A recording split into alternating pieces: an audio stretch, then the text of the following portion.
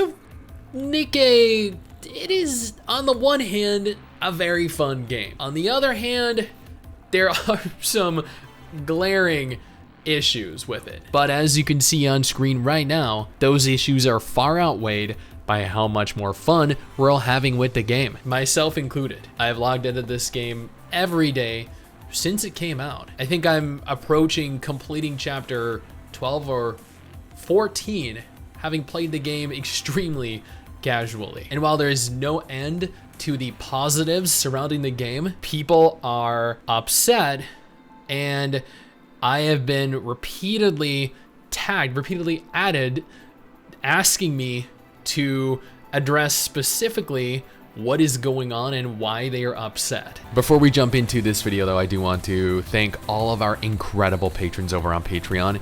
You guys do not need to support Mrs. Stix and I, but you still choose to, and trust me, it is appreciated beyond anything I can convey verbally. You guys are incredible, and admittedly, if you have a moment, follow Mrs. Stix and I over on Twitter. We'd really appreciate that. So first and foremost, yeah, the game really did make over $70 million within its first month. Compare that to Tower Fantasy's $34 million.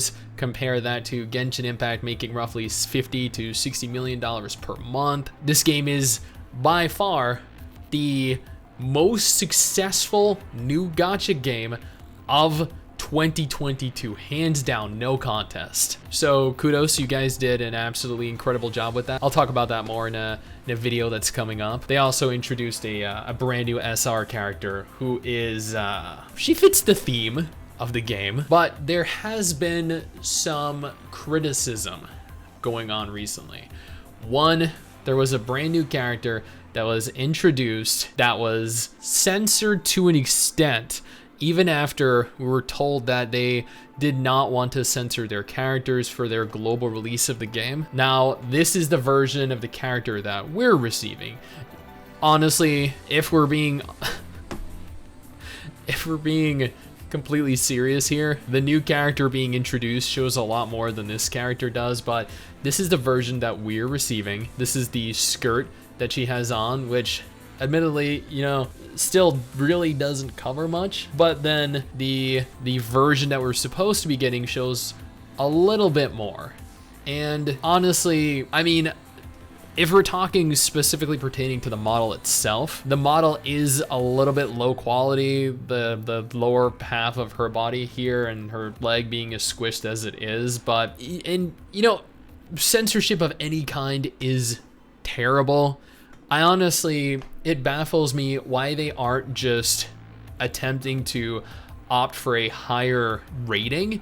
If you guys watched my my Blue Archive video just a couple of days ago, Nexon have made a new version of Blue Archive to run concurrently with the teen rated version. This version allows them to have uncensored character models in their game, all of the uncensored scenes in their game, while maintaining the teen version as well with all of the censored material. That way, you have your 12 plus age bracket for people that want the censored version, or you have the 18 plus version for character models that are unaltered. This is admittedly not great news for current characters that might be showing a little too much, or future characters either, but we have to wait and see exactly what happens, because this is still subject to change. Second, there was a leak that was made public recently. Now, this is a leak that has not been verified. I do want to stress that, but it does go on to state, more or less, that Tencent, who are the parent company, who are mostly in charge of the overall direction that the game takes, the business model, the aggressive monetization of the game, have forced Shift Up, who are the developers for Nikke, to essentially extort money from its players. They are absolutely disconnected from their player base entirely. Not Shift Up, Tencent. Tencent, in essence, looking at this bit specifically, if the game is too hard, if it is too difficult, players are going to be forced to spend more money, which will increase our income. What? Shift Up went on to state that forcing people to spend money like that is bad for public opinion of the game. But then Tencent went on to state that it is a good thing to be scolded because you can gain more attention in the media and use social circles and then gain traffic. So basically what they're saying is abuse your player base, because the more you're talked about in a negative light, the more popular you'll become and the more money you'll ultimately make. What? As opposed to more players being upset and boycotting their game. This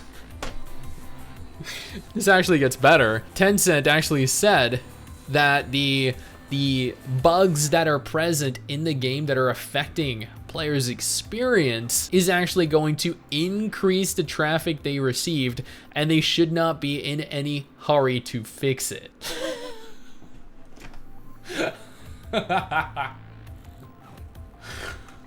Oh man, like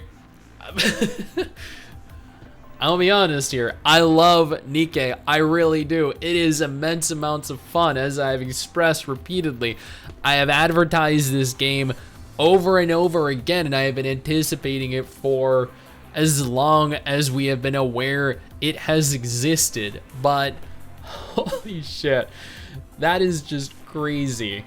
These guys are so out of touch with gaming in general, if this is how they're acting. And then to add insult to injury, over on the Nikke subreddit, and I know they're going to have a field day with this, but there have been a multitude of instances where heavy censorship has happened on the subreddit by the subreddit moderators. As you can see here, this thread is titled, "Is this a mistake? Should the sticky thread on the topic of censoring really censor people from comments?" After which they get banned,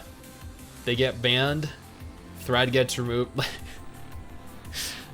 I mean, honestly, there are admittedly a lot of tinfoil hat comments in the comment section. People going on to state that the moderators are actually run by the studio themselves, by Tencent, by Level Up, by that very well might be the case. I don't know, but censoring your subreddit, which is supposed to be a place for your community to express everything concerning the game, censoring comments in thread, censoring the entire thread themselves, banning players that are trying to raise awareness of the situations that are going on, is never a good look for your game or your company. Again, there is a lot going on with the game right now. Even though the vast majority of people have no idea that any of this is happening, as is evidenced by the fact the game made over $70 million, and I see no instance where that slows down by any large margin over the next couple months, with all the waifus coming out, the new content coming out, which I do plan on covering just a couple days from today. This is not a negative video concerning the game.